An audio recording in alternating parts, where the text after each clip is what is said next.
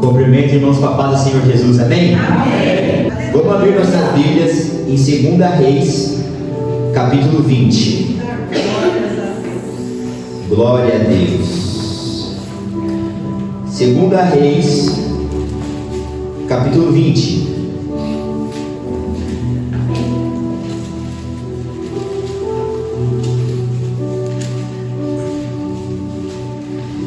Segunda Reis, capítulo 20, a partir do verso 1. O título é A Doença de Ezequias e a Sua Cura Maravilhosa.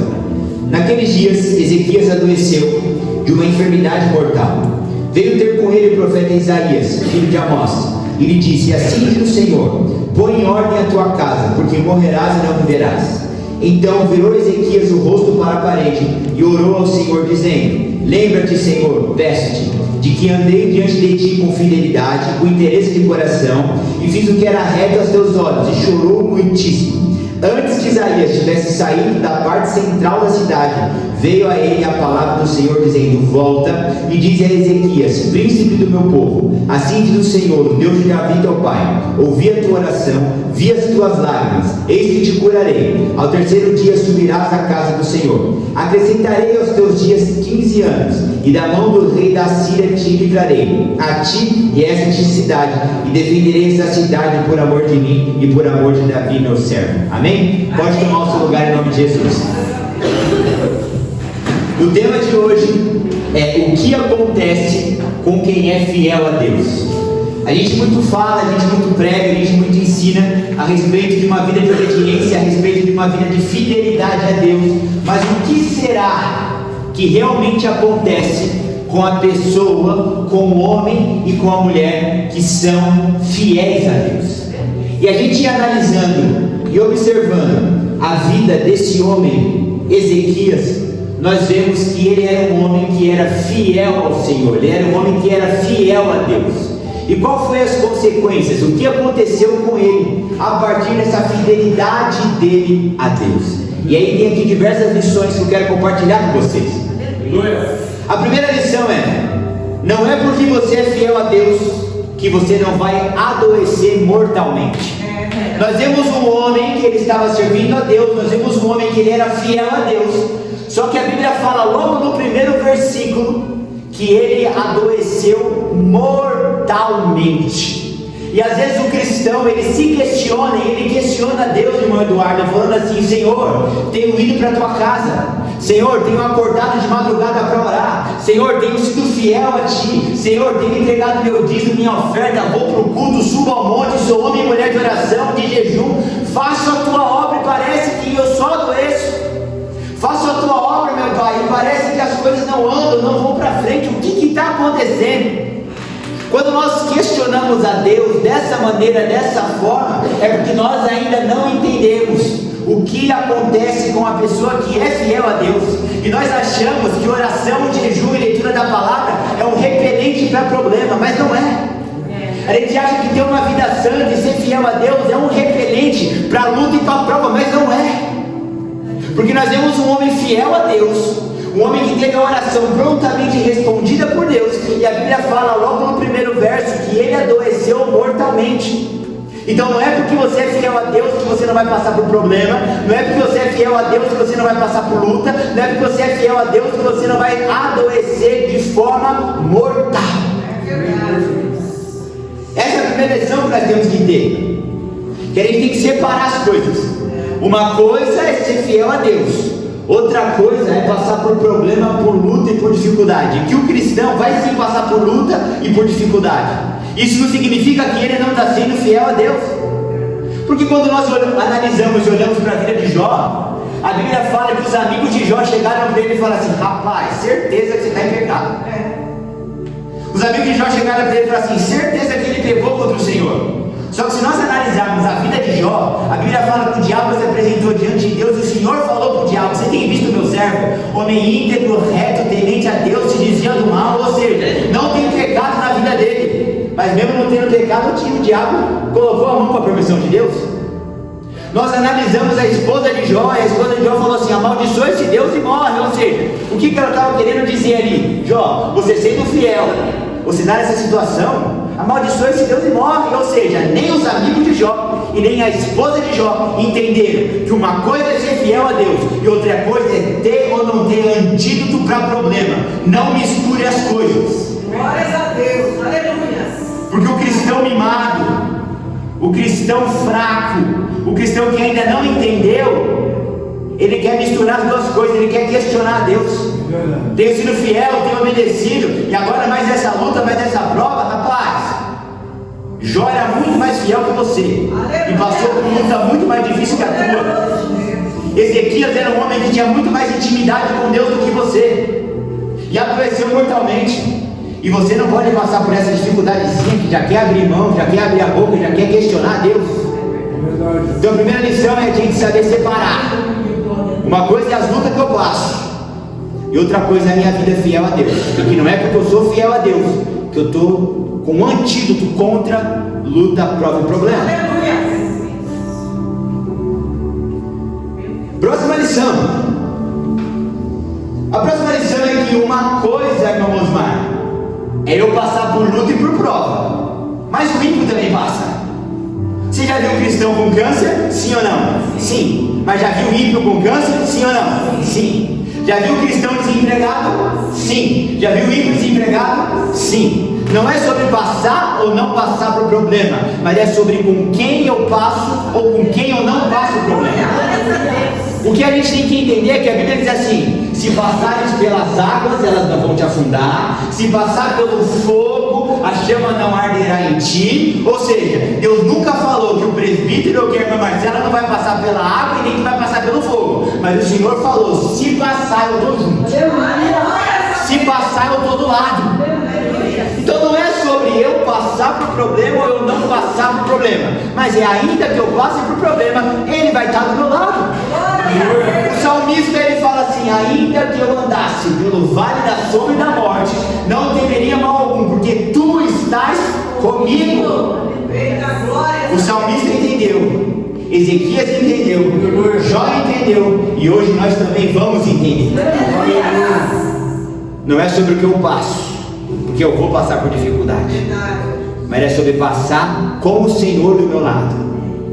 Então a diferença do cristão para o ímpio não é passar ou não passar pela prova. A diferença do cristão do ímpio é com quem a gente passa ou não passa pela luta e pela prova. E aqui a gente entra na próxima lição a respeito da vida de Ezequias. Quem é fiel a Deus, mesmo que esteja no momento mais difícil da sua vida, nunca fica sem resposta e nem sem direção. Aleluia! Porque a Bíblia fala o seguinte, irmã Kelly, que aquele homem, ele adoeceu mortalmente. Ou seja, ele estava, irmã Eliette, no momento mais difícil da vida dele. Porque uma pessoa que adoece mortalmente, gente, se a gente perde um emprego, a gente arruma outro. Se a gente passa por uma luta aqui ou estaria pertinho financeiro, a gente dá um jeito. Mas quando mexe na saúde, a gente vai fazer o quê? Ou seja, Ezequias estava numa circunstância, numa situação que ele adoeceu na saúde, ou seja, não tinha saída. Estava no pior momento de dificuldade da vida dele. Quando ele está lá na casa dele, quando ele está lá no palácio dele, e a Bíblia fala que chega um profeta. E o que significa essa chegada do profeta? O profeta chega e o profeta fala assim para ele, irmã Flávia: assim te diz o Senhor. Não é sobre eu estar ou não estar doente, não é sobre eu ser ou não ser fiel, mas é sobre eu sendo fiel e estando doente, eu sendo fiel e passando por luta, eu sendo fiel e passando por prova. Deus nunca me deixa sem direção, Deus nunca me deixa sem uma palavra, Deus nunca me deixa sem apontar o norte, sem apontar o caminho. Nós vimos um homem no leito de morte, nós vimos um homem na situação mais difícil da vida dele, e não faltou palavra, e não faltou direção, não faltou instrução de Deus. Nós temos ali um homem pronto para morrer, e quem chega? O profeta. Nós temos um homem ali no momento mais difícil da vida dele, e quem chega? Não somente o profeta, porque o profeta era só o portador. A palavra não fala, o profeta disse para ele, mas a palavra fala, assim te diz o Senhor. Glórias a Deus. Então o que a gente tem que entender é que eu vou ser fiel eu vou passar por problema demais, só que nunca vai faltar a presença e nunca vai faltar a direção do Senhor. Quem é fiel a Deus, mesmo que seja no momento mais difícil da vida, nunca vai ficar sem resposta e nunca vai ficar sem uma direção. Porque quando o profeta chega na casa dele, o profeta fala para ele: assim diz o Senhor, põe a tua casa em ordem. Assim diz o Senhor, você vai morrer. Essa enfermidade é para morte. Ou seja, ele estava chegando no ponto final dele, mas mesmo chegando no ponto final, Deus esteve presente. Mesmo chegando no ponto final, Deus não deixou sem direção. Próxima lição a respeito de Ezequias. Alguém aqui viu Ezequias correndo atrás de Isaías? Não. Alguém aqui viu Ezequias pedindo oração para alguém? Alguém viu aqui Ezequias atrás de um profeta, atrás de uma profecia, atrás de uma revelação? Não. Alguém viu ele mendigando alguma resposta? Não. Mas a resposta chegou até ele. O que isso significa? Quem é fiel a Deus não precisa correr atrás de profeta. Quem é fiel a Deus não precisa correr atrás de profecia, mas é a profecia e é o profeta que chega até ele. Glória a Deus. Nós vemos muitos cristãos vindo para a igreja não para Cristo, mas vindo para a igreja porque quer uma oração do pastor. Nós vemos muitos cristãos vindo para a igreja não para ter um relacionamento íntimo com o Senhor, mas porque quer uma revelação, quer uma oração, quer uma direção. Ou seja, nós estamos vendo o quê? Um tarô gospel. Nós estamos vendo o quê? Uma amarração gospel. Ou seja, estão pegando o que aprenderam no mundo, porque o que a pessoa vai fazer em uma mulher que ela vai se consultar, que vai jogar búzios, que vai jogar carta, vai jogar tarô? Ela quer uma direção, uma resposta. E tem muito cristão que quer fazer isso do que na casa de Deus. Porque ninguém vai até a casa de tarologia, ninguém vai até a casa da mãe de santo porque quer um relacionamento com a mãe de santo, mas vai para lá porque quer uma direção para a vida dela. E tem muito cristão que vem para a igreja não para ter uma vida com o Senhor, não para ter intimidade com o Senhor, mas somente porque quer uma profecia, uma revelação para a vida dele.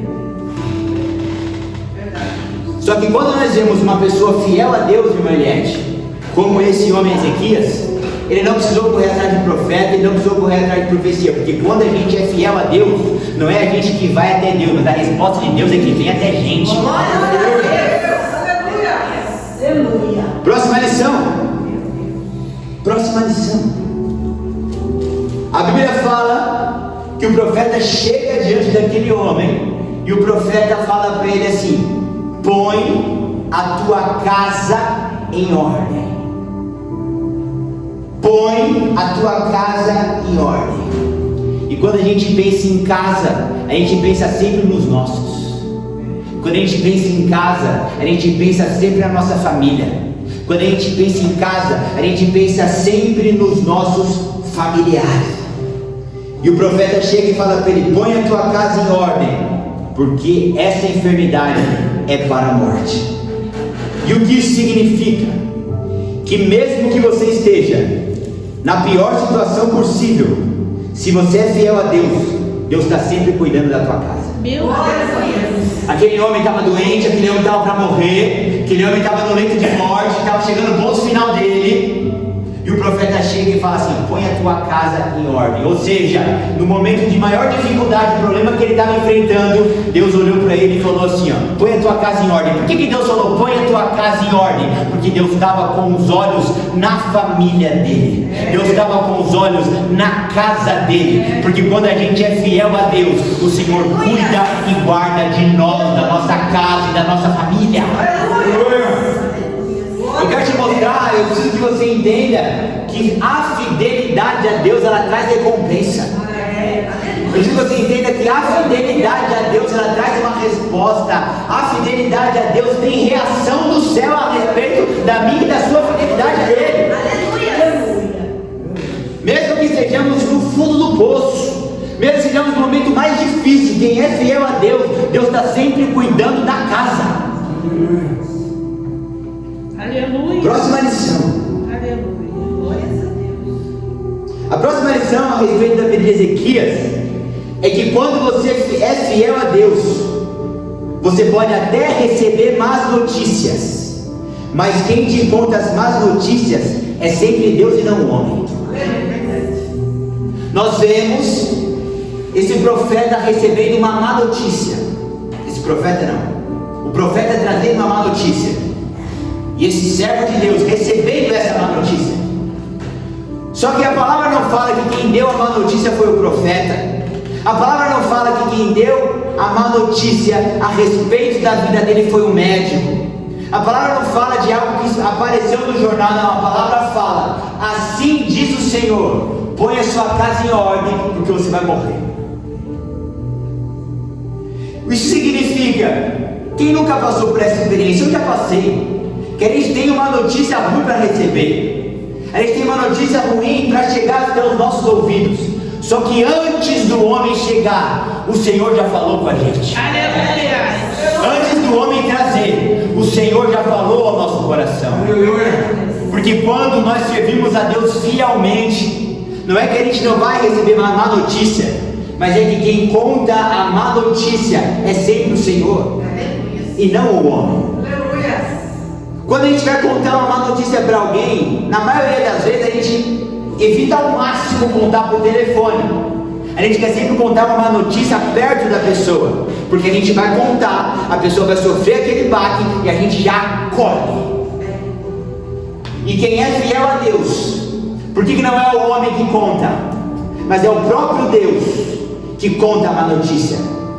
Porque Ele nos acolhe, porque Ele conta a má notícia e Ele já abraça. Ele conta a má notícia e Ele já consola. Ele conta a má notícia e Ele já entra com cuidado. Porque a Bíblia fala que o Senhor é quem abre a ferida, mas é o Senhor que também coloca o azeite na ferida. E aqui nós vemos um servo de Deus, um homem fiel a Deus, e nesse momento de dificuldade dele, recebeu uma notícia, recebeu. Mas não foi qualquer um que contou, não foi disse-me-disse que chegou, mas foi o próprio Deus que contou para ele.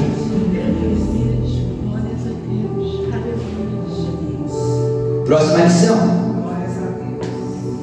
Quem é fiel a Deus pode até adoecer na carne, mas está sempre com saúde e vigor espiritual. Quem é fiel a Deus pode até ficar doente na carne, mas está sempre com saúde e com vigor espiritual. Porque a palavra fala que Ezequias recebeu a notícia de que o que ele carregava na carne ia matar ele. Sabe o que ele faz? Ele já entra com a oração. E por que ele recebe aquela má notícia e ele já entra com a oração? Ele já empurra a oração. Porque ainda que ele estivesse doente na carne, por ele ser fiel a Deus, ele estava com saúde espiritual. A Bíblia fala que ele recebeu a cura. A Bíblia fala que ele recebeu longevidade. A Bíblia fala que ele recebeu e foi acrescentado a ele mais 15 anos de vida. Só que essa resposta do céu, dando longevidade, dando vida para ele, só chegou a partir do momento em que, ao receber aquela notícia, ele entrou em oração. Então isso significa que, ao receber a má notícia e entrar em oração, Deus mudou a história dele. Quando a gente analisa Jó, no capítulo 42, a Bíblia fala assim: e mudou o Senhor a sorte de Jó, enquanto Jó orava pelos seus amigos. Jó 42, 10. Então isso significa que, ainda que Ezequias estivesse doente na carne, ainda que Jó estivesse doente na carne, quem é fiel a Deus está sempre com saúde, vigor e disposição espiritual. Aí o que acontece? A gente é afligido na carne, porque a Bíblia fala que o diabo escolheu atacar Jó onde? Na carne, nas coisas materiais. Aí a gente é afligido na carne. Aí, por nós sermos afligidos na carne, a gente tira o pé da vida espiritual. E aí, ao tirar o pé da vida espiritual, chega a má notícia. E aí, ao chegar a má notícia, por não ter saúde espiritual, eu não empurro o problema com a oração. E sabe o que acontece? Eu morro. Só que quando eu sou fiel a Deus, o caminho é o contrário. Quando eu sou fiel a Deus, o que acontece? A doença, a aflição, o problema aflige a carne, mas como Ezequias, mas eu não arredo o pé espiritualmente, eu estou firme espiritualmente. Jó 42, doente, enfermo, orando. Ezequias recebeu uma notícia, só que era fiel a Deus, vida espiritual com saúde, empurrando, oração, oração, oração. Aí o que acontece? Fica doente, mas não arreda o pé, fica firme, com saúde espiritual. Aí chega uma notícia, o que ele faz? Não desacelera, mas acelera espiritualmente, entra com oração. E aí o que acontece? Não morre, mas recebe mais 15 anos de vida. O que a gente tem que entender é que a fidelidade a Deus é a única coisa que me mantém e te mantém com saúde espiritual. E que a saúde física, ela pouco importa. O que realmente importa é a saúde espiritual. Porque com saúde física, você não compra a saúde espiritual. Mas com saúde espiritual, desembarca a saúde física na sua vida. A gente não vê ninguém com saúde física comprando vida espiritual. Mas nós vemos Ezequias com saúde espiritual, recebendo vigor e amparo físico. Tem muita gente que fala assim, tem jeito para tudo, só não tem para morte. Se a gente pode ser afligido por tudo, a gente corre atrás. Importante é quem nunca ouviu aquela frase do mundo, importante é ter saúde, que o resto a gente corre atrás. Então eu quero te dizer que para o crente o importante, irmão Leandro, é ter saúde sim, mas espiritual. Aleluia! A gente pode até utilizar essa frase, o importante é ter saúde, só que a gente acrescenta, é importante ter saúde espiritual, que o resto a gente corre atrás. Porque Ezequias, naquele momento de dificuldade, ele tinha que ter saúde espiritual. E com saúde espiritual, a saúde física veio. Próxima lição.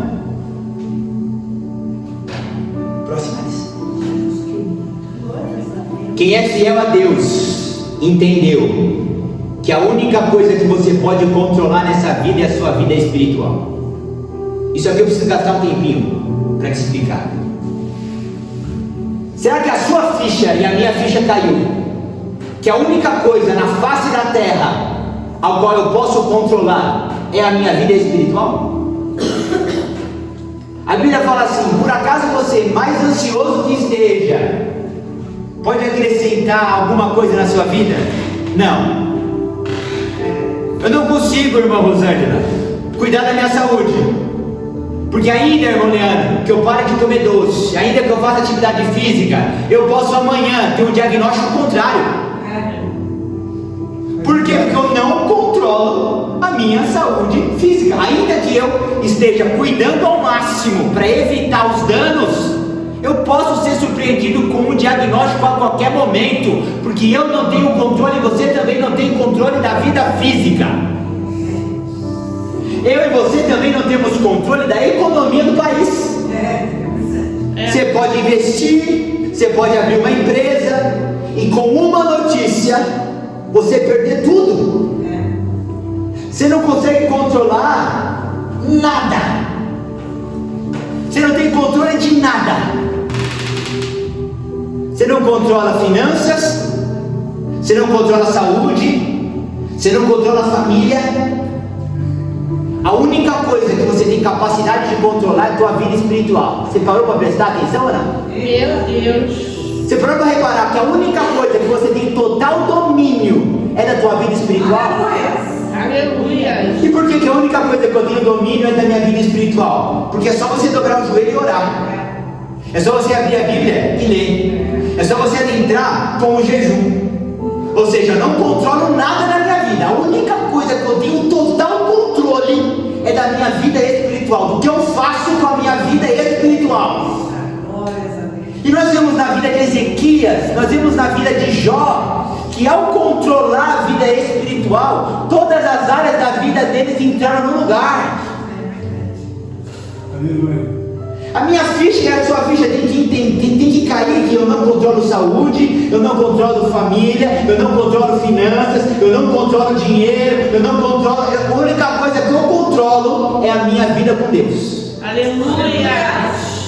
Porque a única área que o diabo não pode tocar, a única área que o diabo não pode destruir é na tua vida com Deus. Glória a Deus. Porque na vida de Jó, na família, ele pegou a permissão e entrou. Nas finanças, ele pegou a permissão e entrou. Na saúde, o outro pegou a permissão e entrou. Agora na vida espiritual ele não entra. Porque se você for fechado com Deus, se você for fechado com Jesus, se você for fechado com uma vida espiritual, com oração, jejum, leitura da palavra, o diabo ele pode encarnar personificado na sua frente, assim como ele encarnou personificado na frente de Jesus, quis seduzir Jesus, quis oferecer as coisas para Jesus, mas Jesus ficou firme até o final, e a Bíblia fala que ele se apartou para que os anjos vieram e serviram ao Senhor. Aleluia. Se a única coisa que eu e você controlamos é a nossa vida espiritual e é o que a gente faz espiritualmente, como que eu e você pode ser louco ao ponto de não pôr o joelho no chão para orar? Se a única coisa que eu tenho controle é a minha vida espiritual, como que eu e você podemos passar 24 horas, um dia, uma semana, um mês, um ano sem fazer um jejum? Se a única coisa que eu controlo é a minha vida espiritual, como que eu posso ficar sem abrir a palavra? Sem ler a palavra, sem estudar a palavra? Está vendo só como a gente não passa de um nécio espiritual na maioria das vezes? E para quem não sabe o que é nécio, no próprio português claro mesmo, é louco.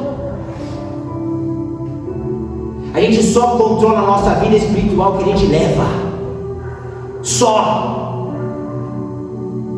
Ah, eu gasto tempo trabalhando. Você vai morrer, o dinheiro vai ficar, o tijolo vai ficar, o carro vai ficar. Ah, mas eu gasto tempo cuidando da minha esposa. Você vai morrer, essa mulher vai ficar. Ah, mas eu gasto toda a minha energia para os meus filhinhos.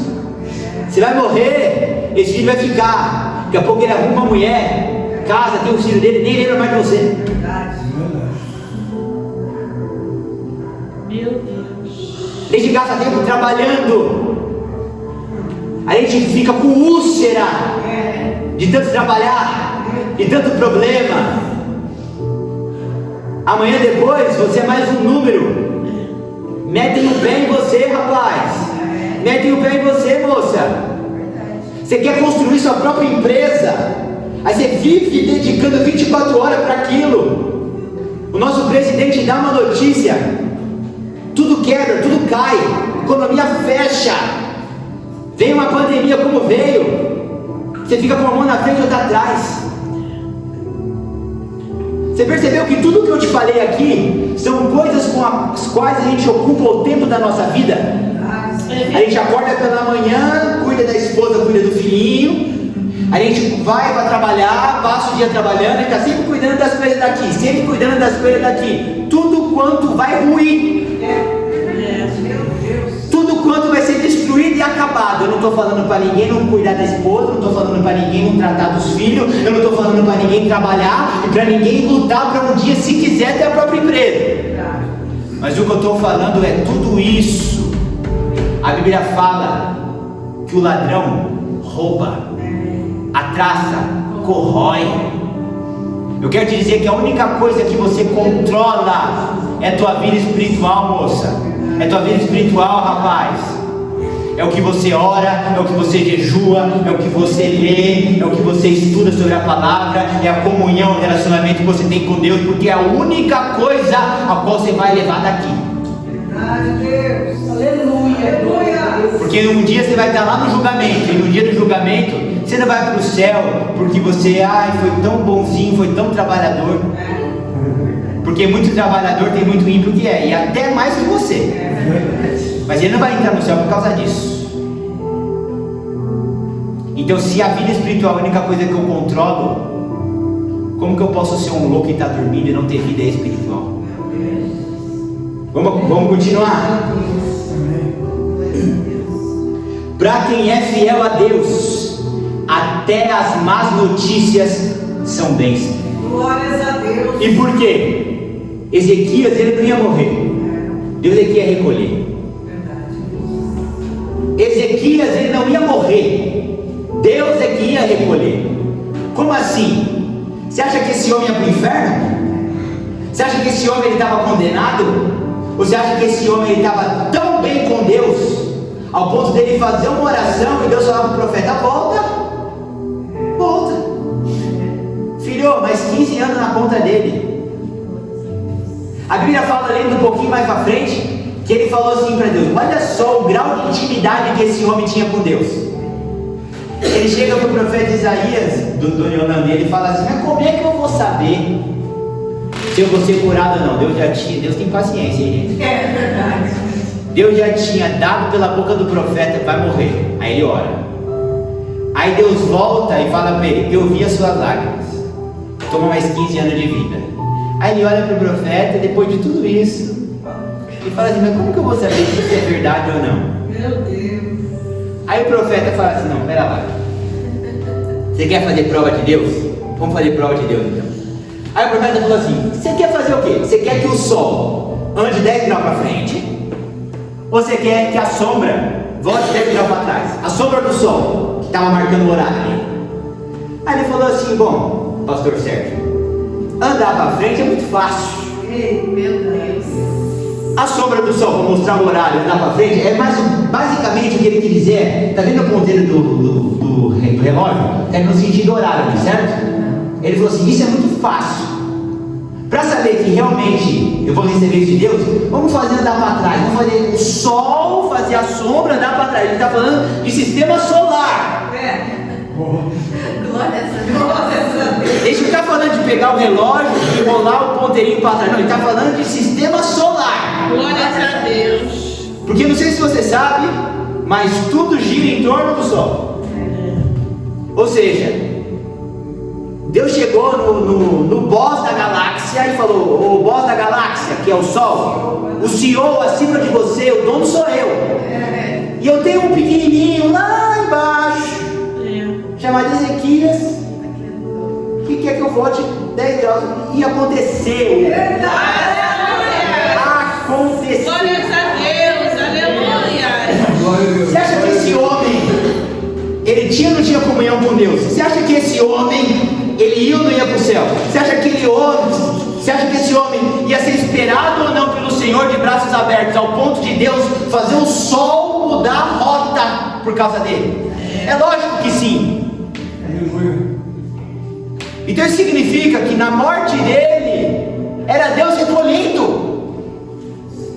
Então, para quem é fiel a Deus, até na má notícia é bênção, porque não é Deus simplesmente matando, é Deus recolhendo aquele homem.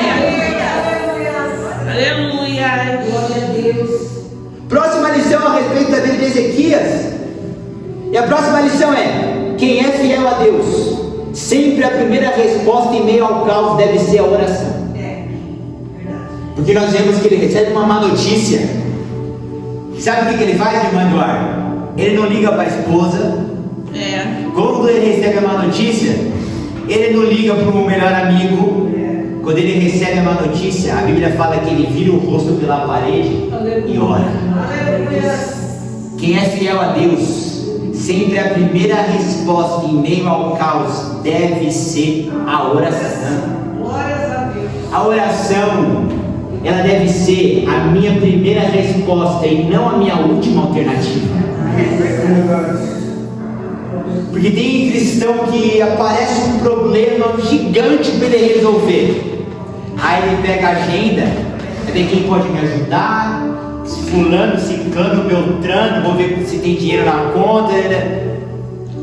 Esse homem recebeu uma notícia, primeira coisa que ele fez, oração. Aleluia.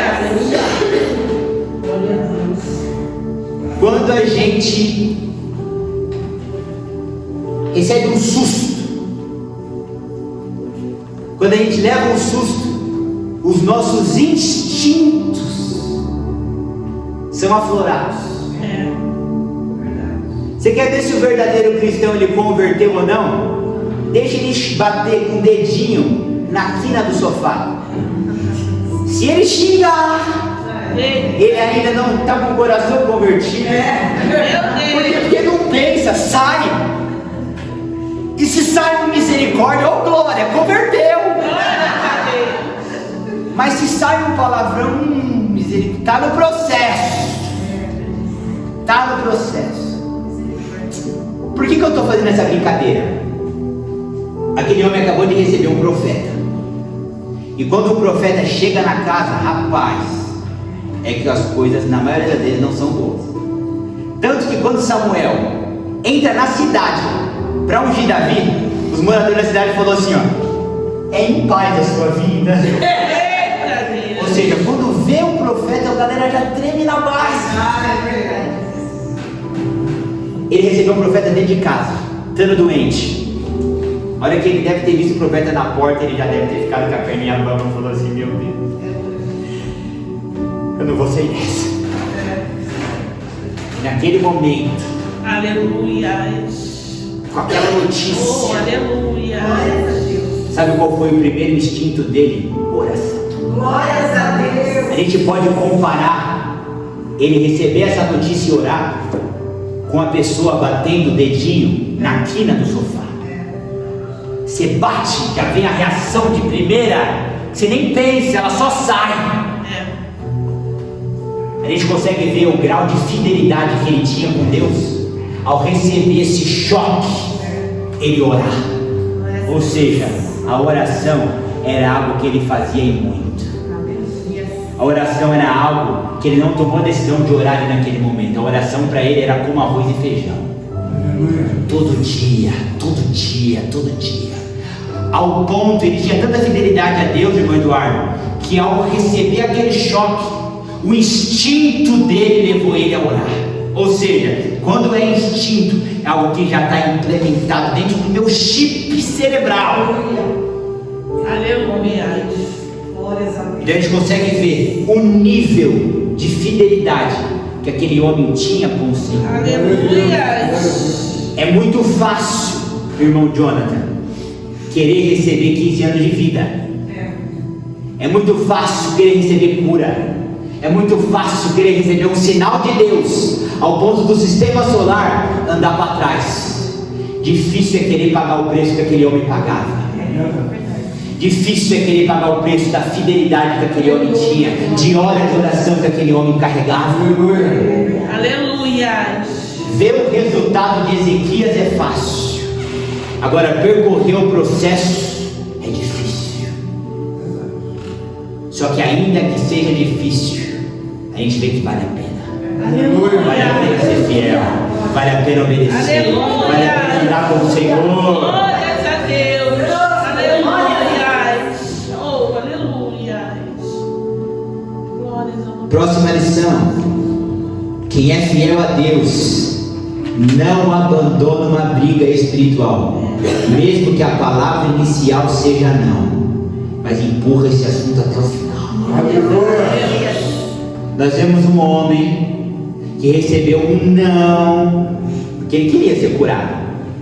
Queria tanto ser curado que quando ele recebeu a palavra de cura, ele falou assim: rapaz, vai acontecer mesmo? Me prova. Ele queria ser curado. Só que mesmo ele querendo ser curado, a primeira resposta que ele recebeu da parte de Deus foi um não. E ele não largou a briga. Ele empurrou com oração. Glórias a Deus. E através da oração, ele fez um não de Deus virar sim.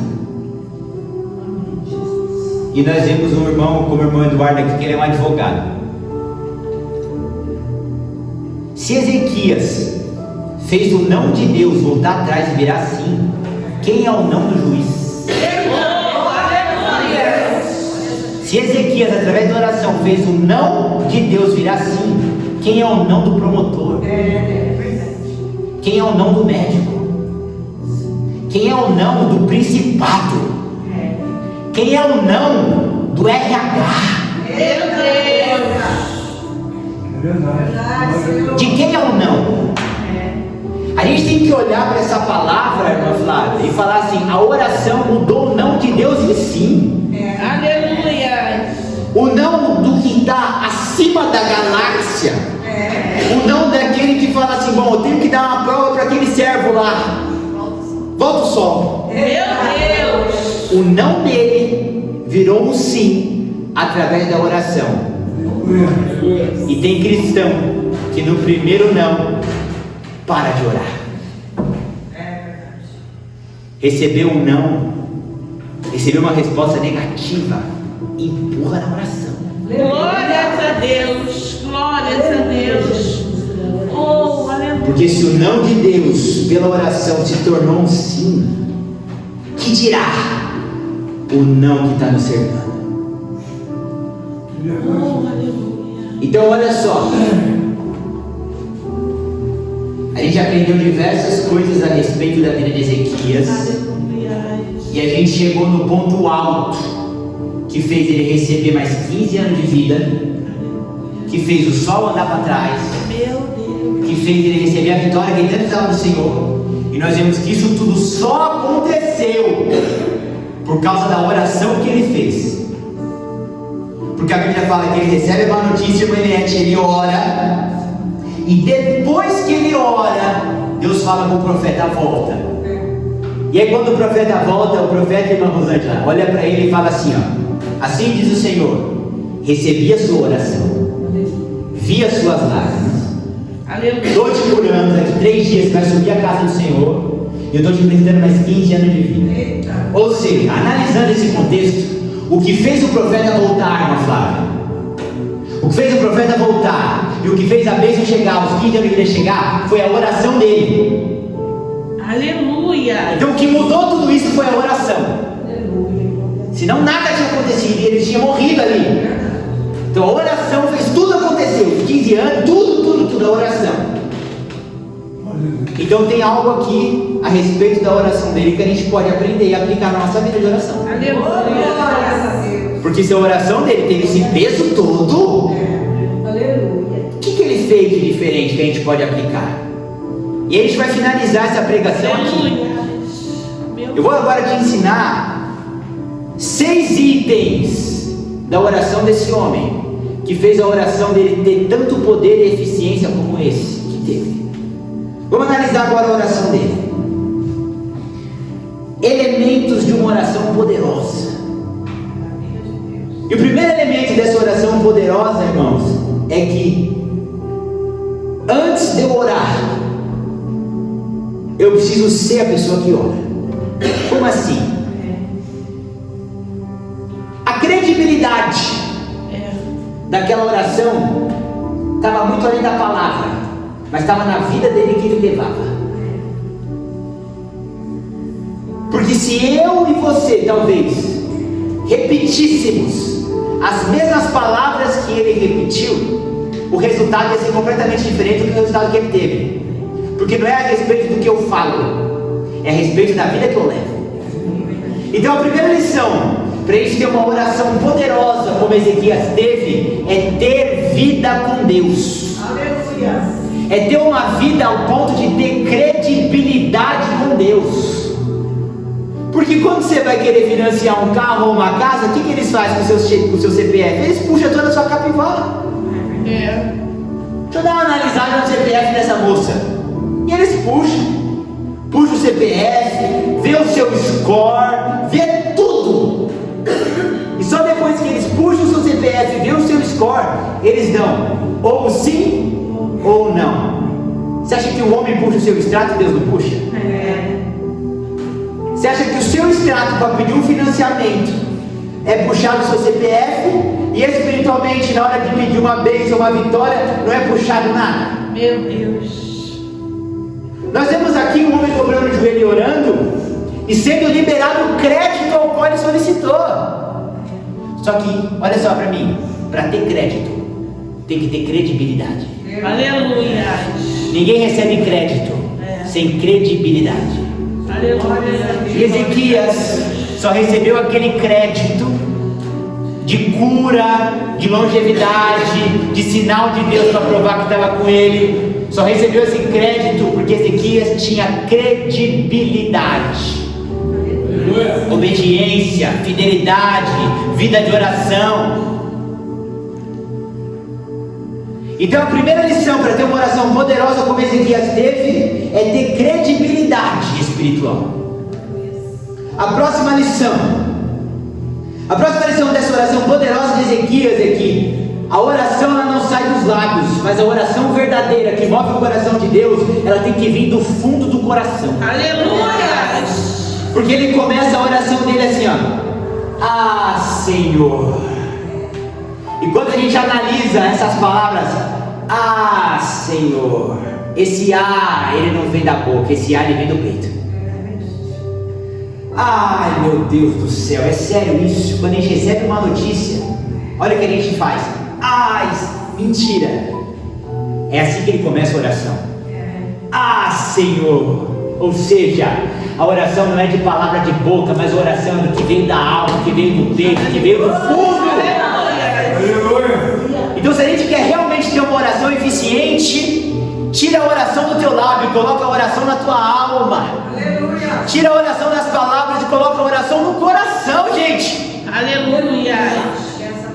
Não uma oração de letra bonita, onde você recita aramaico, onde você recita o grego. Deus não está nem aí para o grego nem para o aramaico. Glórias a Deus. Quando Deus, irmão Leandro, liberta Jonas do fundo do peixe, a Bíblia fala assim, ó: do fundo do inferno eu gritei. Eita glória! E tu ouviste a minha voz.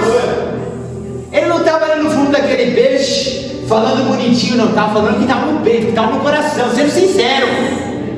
Aleluia. Essa é a segunda lição de uma oração poderosa. Próxima lição dessa oração poderosa que Ezequias fez, gente, é que ele fez uma oração de lamento. Ele se lamentou diante de Deus, se lamentou diante do Senhor. A Bíblia diz assim, ó, quer ver? Olha como ele ora: ah, Senhor, se lembra que eu andei na tua presença, que eu fui fiel a ti. Ah, meu Deus, ele está se lamentando, gente. Ele está se lamentando. Uma portinha fecha, a gente vai se lamentar com a esposa. Um probleminha chega, a gente vai se lamentar com o amigo. A gente está sempre se lamentando. Ah, você não sabe o que me aconteceu. E vai se lamentando, vai se lamentando. A pessoa dá vontade de pegar ele no colo, de tanto que ele se lamenta. Mas para a pessoa certa, para quem ele tem que se lamentar, ele não se lamenta. Ele se lamenta com a tia, se lamenta com o primo, se lamenta com a esposa, se lamenta com o filho, mas com quem realmente pode resolver o problema dele, que é Deus, ele não se lamenta. Se a gente for pegar a oração de Jó, sabe como é a oração de Jó? Eu me arrependo, Senhor, do dia que eu nasci. Ou seja, ele está se lamentando. E qual foi a última oração que ele dobrou o joelho e se lamentou com Deus? Se lamentar com Deus é bíblico. Não confunda se lamentar com murmurar. Murmurar é atribuir culpa a Deus. A Bíblia fala que Jó em nenhum momento atribuiu culpa ao Senhor. Mas se lamentar diante de Deus, ele fala que ele, diante de Deus, Jó falando com o Senhor: Senhor, eu me arrependo do dia que eu nasci, do dia que minha mãe me deu a luz. Se lamentar diante de Deus foi um segredo de Ezequias para ter uma oração tão poderosa como ele teve. Aleluia, glória a Deus. Estamos acabando. A Bíblia fala que ele não tão somente lamenta, mas a Bíblia fala que ele faz uma súplica para o Senhor. E o que é uma súplica, irmã Kelly? Súplica e oração são coisas distintas. Súplica e oração são coisas diferentes. Eu não sei se eu já falei isso aqui, eu vou falar rapidinho. Oração é uma conversa. É como você pegar um telefone, ligar para o seu pai e conversar com ele. Súplica já é um pedido de socorro. A súplica é você pegar o telefone, ao invés de ligar para o seu pai para conversar, é você ligar para o SAMU, é você ligar para a polícia e falar: me socorre, me ajuda. Ele está roxo, ela está roxa. É para bater papo. E tem muito cristão que no momento de aflição, como Ezequias estava, quer ligar para o céu para bater papo. Eita Deus. Tem que entender, irmã Rosângela, que tem hora de ligar para o céu para bater papo. Mas tem hora de ligar para o céu, SOS, ajuda, socorre, intervenha, pelo amor de Deus. A gente vê aqui esse homem pedindo socorro, suplicando a Deus, se rasgando. Se lembra, Senhor, tem misericórdia de mim, Senhor. Meu Deus. E ele foi atendido, porque fez uma oração desesperada pedindo socorro. Próximo segredo da oração dele, esse aqui me chocou. Próximo segredo dessa oração de Ezequias foi que ele chega diante de Deus e ele fala assim, ó: Senhor, se lembre da vida santa que eu levei diante de ti. Meu Deus. E ele começa a lembrar a Deus. Se lembra, Pai, que eu andei de forma reta na tua presença. Se lembra, Deus, que eu fui fiel a ti. Você acredita que ele lembrou Deus? Aí Deus falou assim: é verdade. Eita Deus. É verdade. Maravilha de Deus. Isaías volta. É. É verdade. Parece insano isso. É. Parece loucura isso, irmão Eduardo. Mas ele lembrou Deus. E Deus falou: Aleluia. é verdade. Glória a Duas Deus. coisas a gente pode aprender aqui. A Aleluia. primeira delas é: começa a lembrar Deus. Começa a lembrar Deus. Senhor, se lembra disso, se lembra daquilo, se lembra daquilo outro. Porque lembrar a Deus é bíblico. Ezequias, o profeta, só voltou porque ele lembrou a Deus. De 10 palavras, 8 foi lembrando a Deus. Oh, E Deus meu voltou. Deus. Então, será que nós estamos lembrando a Deus em nossas orações? Essa é a primeira lição. Lembrar a Deus enquanto você ora, da vida que você tem levado, faz Deus chamar a atenção para você. Aleluia. Só que a segunda lição é: será que eu tenho que lembrar Ele? Eita Deus. Olha aí. É ou não é, irmã Flávia? Porque tem um segredo aqui. Tem um segredo aqui, pastor Sérgio. Lembrar a Deus. E quando você lembra a Deus, você fala: é verdade. Só que será que eu tenho vida suficiente para ter o que lembrar o Senhor? Eita Deus. Olha aqui para mim. Meu Deus. Presta muita atenção.